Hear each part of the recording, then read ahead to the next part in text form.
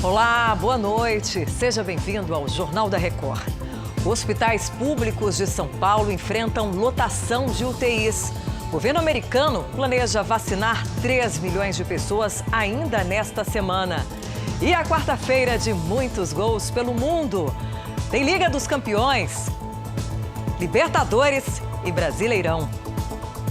Agora, no Jornal da Record. Oferecimento Bradesco, as melhores histórias e um só banco.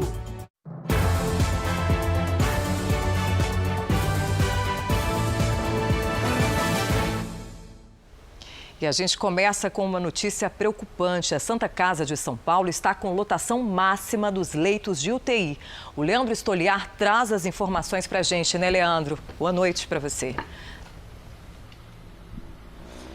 Oi, Patrícia, boa noite. Essa ocupação que você falou aí é reflexo do aumento do número de casos de Covid-19 na cidade de São Paulo. Nessa quarta-feira, 100% dos leitos de UTI aqui do Hospital da Santa Casa foram ocupados. Há um mês, nessa mesma UTI, a taxa de ocupação era de 90%. Outro hospital muito importante da capital, o Emílio Ribas, que é referência em infectologia, trabalha quase que no limite. Tem 90% dos leitos de UTI com pacientes. A taxa de ocupação de leitos de UTI no estado de São Paulo, nesse momento, é de 58% e na Grande São Paulo é de 64%. Atualmente, mais de 4 mil pessoas estão internadas em unidades de terapia intensiva. Patrícia. Números que mostram que ainda não dá para relaxar, né, Leandro? Obrigada pelas suas informações. Então vamos falar aí de um alento, a vacina, né? O Senado vai realizar uma sessão de debates para conhecer o Plano Nacional de Imunização. Vamos a Brasília com Matheus Escavazini, que traz todos os detalhes para a gente. Oi, Matheus. Boa noite para você.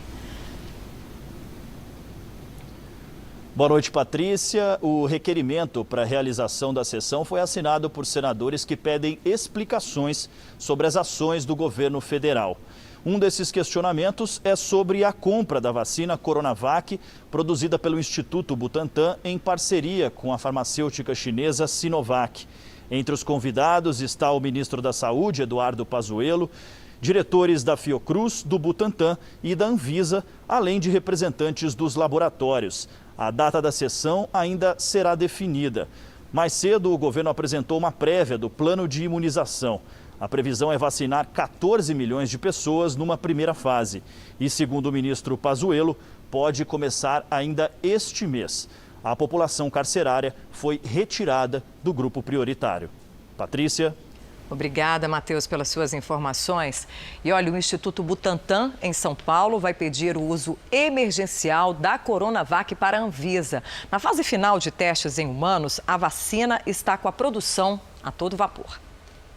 Nesta primeira etapa, estão sendo feitos ajustes no processo de produção da vacina.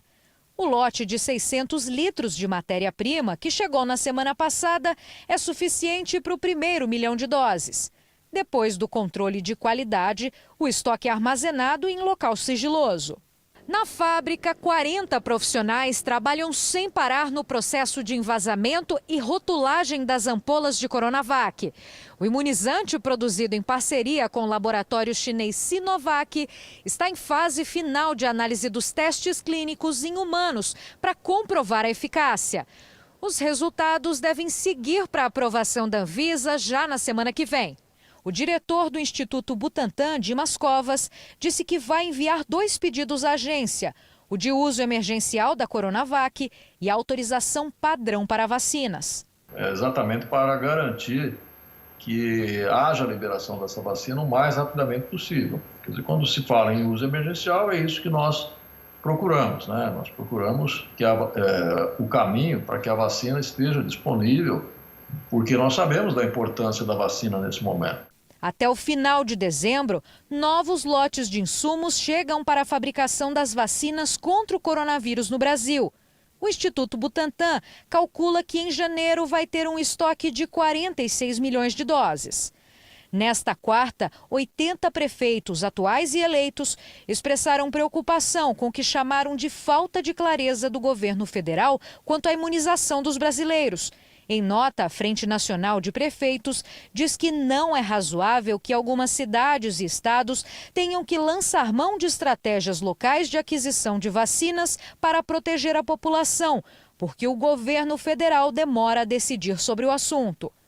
São Paulo pretende iniciar o calendário de vacinação contra a Covid-19 em 25 de janeiro. Mas, para isso, a Agência Nacional de Vigilância Sanitária precisa aprovar a Coronavac como segura e eficaz.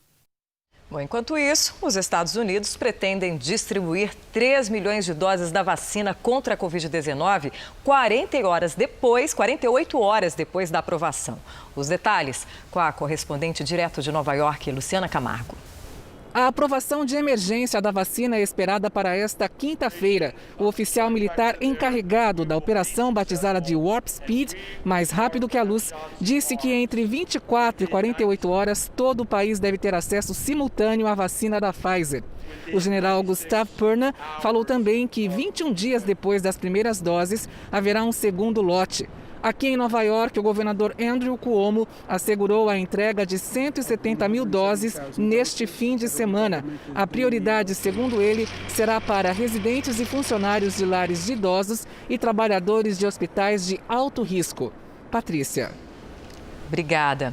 Israel já recebeu, o primeiro lote da vacina contra o coronavírus desenvolvida pela farmacêutica Pfizer. Quem traz as informações é a correspondente Bianca Zanini.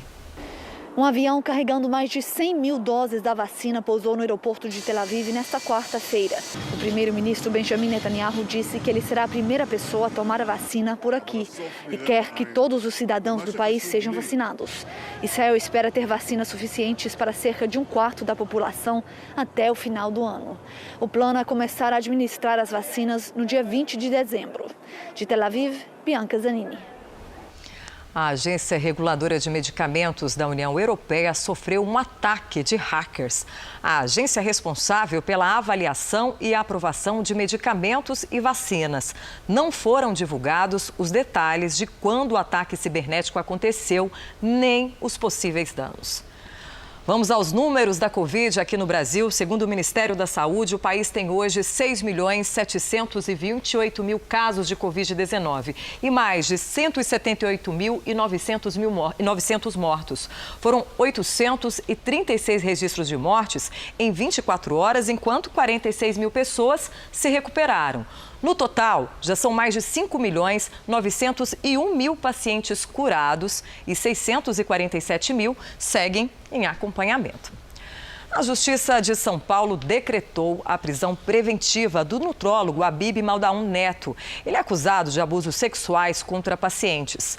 A polícia chegou a ir à casa do médico para cumprir o mandado, mas ele não foi encontrado. O Conselho Regional de Medicina de São Paulo suspendeu o registro de trabalho do médico. Os advogados do nutrólogo disseram que ele é inocente. O Procurador-Geral da República, Augusto Aras, convocou para esta quinta-feira uma reunião com o governador em exercício do Rio de Janeiro. E o Pedro Paulo Filho explica para a gente o que deve ser discutido. Oi, Pedro. Boa noite. Oi, Patrícia, boa noite para você, boa noite a todos. Olha, essa convocação foi para discutir as operações policiais no estado que estão suspensas em comunidades daqui desde junho por causa da pandemia. A proibição foi do Supremo Tribunal Federal. E essa reunião acontece quase uma semana depois da morte das meninas Emily, de 4 anos, e Rebeca, de 7. Elas brincavam na porta de casa quando foram atingidas por uma bala perdida em Duque de Caxias, na Baixada Fluminense. A família responsabiliza a polícia, que nega envolvimento no caso. O governador vai participar por videoconferência, porque estará em viagem a São Paulo. Patrícia. Obrigada, Pedro. Bom descanso para você. O número de refugiados no mundo superou a marca de 80 milhões de pessoas na metade do ano.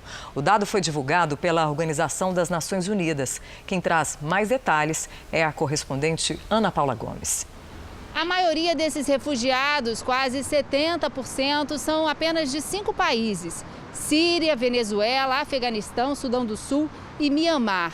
São pessoas que foram obrigadas a abandonar as casas por perseguição, conflito ou violação de direitos humanos. A agência da ONU alerta que 3 fatores podem agravar ainda mais essa crise, como guerras, mudanças climáticas e, claro, a pandemia. As medidas de restrição adotadas por vários países em todo o mundo dificultaram ainda mais as tentativas de ajuda humanitária. De Lisboa, Ana Paula Gomes. O governo do Japão criou um centro de monitoramento para acompanhar o estado de saúde dos turistas que chegam ao país. Vamos ao vivo até Tóquio com a correspondente Silvia Kikuchi. Boa tarde aí para você, Silvia. Como é que vai funcionar? Olá, Patrícia. Boa noite para você e a todos que nos acompanham. O centro de atendimento vai começar a funcionar em março de 2021, no mês em que o governo japonês pretende liberar a entrada de pequenos grupos de turistas. A ideia é avaliar o fluxo de pessoas no país antes que comecem os Jogos Olímpicos de Tóquio em julho. Os viajantes registram os números de passaporte em um sistema de banco de dados. Depois, vão ter de atualizar diariamente a condição de saúde no aplicativo. Em caso de suspeita de infecção pela Covid-19, os médicos vão chamar o paciente e encaminhar a um local mais seguro. Patrícia. Obrigada, Silvia. Uma tempestade deixou regiões de Veneza, na Itália, debaixo d'água. As enchentes são comuns na cidade e, por isso, há um sistema contra alagamentos. Mas não foi acionado com antecedência, o que fez a maré subir. A água ultrapassou 1 metro de altura e a Praça São Marco, um dos pontos turísticos mais conhecidos do país, ficou completamente inundada. E de volta aqui ao Brasil, o Supremo Tribunal Federal decidiu que apenas a Justiça pode bloquear bens de devedores do governo. Voltamos com Matheus Scavazini, direto de Brasília. É com você. Patrícia, a decisão impede a Fazenda Pública de indisponibilizar bens, como veículos ou imóveis, de devedores inscritos na dívida ativa sem decisão judicial. A lei, que foi julgada inconstitucional pelo STF, autorizava a Fazenda a fazer esse bloqueio por decisão administrativa para garantir o pagamento de débitos. O bloqueio automático foi questionado em 6 ações de diferentes entidades. Os ministros da Suprema Corte entenderam que a Fazenda pode continuar comunicando os cartórios e órgãos de proteção de crédito sobre a dívida, mas não pode bloquear os bens sem decisão da Justiça. Patrícia. Obrigada, Matheus. Bom, vamos aos números do mercado financeiro aqui no Brasil. O dólar subiu 0,92%, vendido a R$ 5,17. Já o índice da Bolsa de Valores fechou com queda de 0,70%, acima dos 113 mil pontos. Vamos agora ao comentário de Augusto Nunes. Oi, Augusto. Boa noite. Boa noite, Patrícia. Boa noite a você que nos acompanha. O governo brasileiro precisa acompanhar com lupa a curva da inflação para detectar a tempo quaisquer sinais de perigo e eliminá-los de imediato. Neste novembro, o índice foi de 0,89%, o maior para o mês nos últimos 5 anos. Com isso, a taxa acumulada em 12 meses chegou a 4,31%, superando os 4% do centro da meta fixada pelas autoridades monetárias. Sim, os juros continuam baixos e diminuiu a pressão decorrente da alta do dólar. Sim, o Brasil está distante do descontrole registrado no governo Dilma Rousseff, mas deve ser permanentemente vigiado o que resta do monstro que atormentou o Brasil do século passado. Enjaulado em 1994 pelo Plano Real, esse pesadelo é desconhecido pelas recentes gerações de brasileiros. Milhões de jovens não sabem, e tomara que não saibam nunca, o que é uma inflação de 1000% ao ano, índice alcançado no governo não tão longínquo de José Sarney. Mas quem viveu aqueles tempos tem, mais que o direito, o dever de exigir dos governantes que não subestimem nenhuma oscilação para cima da curva inflacionária. A reforma tributária pode ser votada ainda neste ano. A aposta é do deputado federal Felipe Francischini, líder do PSL na Câmara e presidente da Comissão de Constituição e Justiça. Ele foi convidado desta quarta no JR Entrevista. O senhor falou que tem, digamos, uma esperança de que a reforma tributária possa ser votada ainda esse ano, apesar de todas as dificuldades que a gente tem visto no calendário do Congresso. Qual que seria o modelo ideal dessa reforma, na sua visão? Nós queremos avançar na questão da folha de pagamentos, porque a gente sabe hoje que o Brasil tem uma das folhas de pagamentos mais caras, com uma tributação em cima, e isso com certeza pode gerar mais emprego, pode dar mais capacidade de investimento para os empreendedores. Então eu acredito assim, cada partido, cada bancada e cada deputado mesmo tem uma ideia sobre o que seria a melhor reforma tributária. A gente não consegue fazer um consenso entre todos eles. Então nós temos que votar e trabalhar pelo aquilo que é possível. E o possível, que eu já conversei com todas as bancadas, é no mínimo uma reforma para agora que simplifique a tributação, desburocratize um pouco o nosso sistema e possa dar uma resposta nos próximos 10, 15 anos de um acréscimo do PIB na ordem de 15% apenas com essa simplificação. Veja a seguir, Neymar marca 3 gols pela Liga dos Campeões. São Paulo vence o Botafogo e amplia vantagem na liderança do Brasileirão. Estamos de volta com o futebol e o Neymar, hein? Deu um show na rodada da Liga dos Campeões que definiu os últimos classificados para as oitavas de final. Veja só como foi. Na Espanha, o Real Madrid entrou em campo contra o Borussia Mönchengladbach com risco de uma eliminação inédita da fase de grupos. Mas brilhou a estrela de Benzema. O atacante fez de cabeça o primeiro após cruzamento de Lucas Vázquez. E o segundo, com direito à bela jogada do brasileiro Rodrigo. Final, Real Madrid 2, Borussia Mönchengladbach 0. Mesmo com a derrota, os alemães também se classificaram para a próxima fase. Outro time de Madrid, o Atlético, também precisava da vitória para se classificar. Os espanhóis foram até a Áustria jogar contra o Salzburg e venceram a equipe da casa por 2-0. O Porto, já classificado, enfrentou o Olympiacos da Grécia e também venceu por 2-0. O brasileiro Otávio fez um dos gols. O Atalanta também conseguiu vaga nas oitavas de final. Muriel fez o único gol do jogo contra o Ajax da Holanda, que acabou eliminado da competição. Na França, PSG e Istambul retomaram o jogo de terça, paralisado por uma suposta ofensa racista. Com bola rolando, show de Neymar. O brasileiro abriu o placar em grande estilo. Caneta e chute no ângulo, sem chances para o goleiro. E o segundo também foi dele, após o passe de Mbappé. O atacante francês fez o terceiro após pênalti sofrido por Neymar, que fez o quarto de fora da área. Mbappé ainda fez o segundo dele na partida e o quinto da equipe francesa. Topal diminuiu para os turcos, mas ficou nisso. PSG classificado 5, Istambul 1. Aqui, pelo Campeonato Brasileiro, o líder São Paulo fez o último jogo atrasado contra o Botafogo e ampliou a vantagem na tabela. Após uma rápida triangulação, Gabriel Sara cruzou para Brenner de cabeça abrir o placar. Luciano puxou o contra-ataque, lançou para Brenner ampliar, dessa vez de pé esquerdo. No fim do primeiro tempo, a bola bateu no braço de Rafael Foster. Pênalti, marcado pelo VAR. Reinaldo bateu sem chance para Diego Cavalieri. No fim do jogo, Hernanes recebeu na entrada da área e acertou o ângulo. São Paulo chega aos 50 pontos, 7 a mais que o vice-Atlético Mineiro. E o Botafogo segue em penúltimo. Na Libertadores, o Internacional foi eliminado pelo Boca Juniors nos pênaltis. E o duelo brasileiro das quartas terminou empatado em Porto Alegre. O Santos saiu na frente, Pará cruzou, Vanderlei saiu mal do gol, Felipe Jonathan cabeceou e Caio Jorge desviou para o gol. Nos acréscimos do segundo tempo, o cruzamento do Grêmio bateu no braço de Vinícius Balieiro.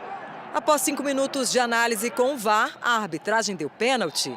Diego Souza bateu forte e deixou para a Vila Belmiro a decisão da vaga na semifinal. Em Buenos Aires, o Boca recebeu o Inter. Moisés cruzou e Fabra fez contra. Com o resultado, a decisão foi para os pênaltis. O jovem Peglo desperdiçou a última cobrança e o Inter se despediu da competição. E olha, na Copa Sul-Americana, o árbitro de vídeo teve bastante trabalho e o Bahia perdeu o jogo de ida pelas quartas de final. O Defensa e Justiça da Argentina saiu na frente logo aos 3 minutos com Brian Romero. O gol demorou 4 minutos para ser validado. Gilberto chegou a empatar para o Bahia, mas o VAR apontou impedimento e anulou. Outros 4 minutos de espera. No lance seguinte, os argentinos pediram pênalti. Outros 4 minutos se passaram e o juiz confirmou. Brian Romero fez 2-0. A bola bateu no braço do zagueiro argentino. A arbitragem deu pênalti, mas o VAR corrigiu. No minuto seguinte, novo pedido de penalidade, dessa vez confirmado pelo VAR. Gilberto bateu e diminuiu. No fim do primeiro tempo, o Bahia teve a chance de empatar com outro pênalti, mas Gilberto isolou. O Defensa e Justiça ampliou na segunda etapa. Enzo Fernandes bateu com categoria. Gabriel Novaes fez boa jogada e tocou para Matheus Bahia marcar o segundo do time brasileiro, que terá de reverter o placar na Argentina. E a imprensa italiana noticiou a morte do ex-jogador de futebol Paulo Rossi, carrasco do Brasil e artilheiro da Copa de 82. De acordo com o jornal Gazzetta dello Sport, o ex-atacante morreu aos 64 anos de uma doença incurável. Rossi eliminou a que muitos consideram a melhor seleção brasileira da história. E ainda foi o melhor jogador do mundo naquele ano. E também na Itália foram leiloadas nesta quarta-feira camisas usadas por Maradona. Uma que o craque argentino usou pelo Napoli foi comprada por mais de R$60 mil. Entre os itens leiloados também estavam camisas do Barcelona, Boca Juniors e da seleção argentina.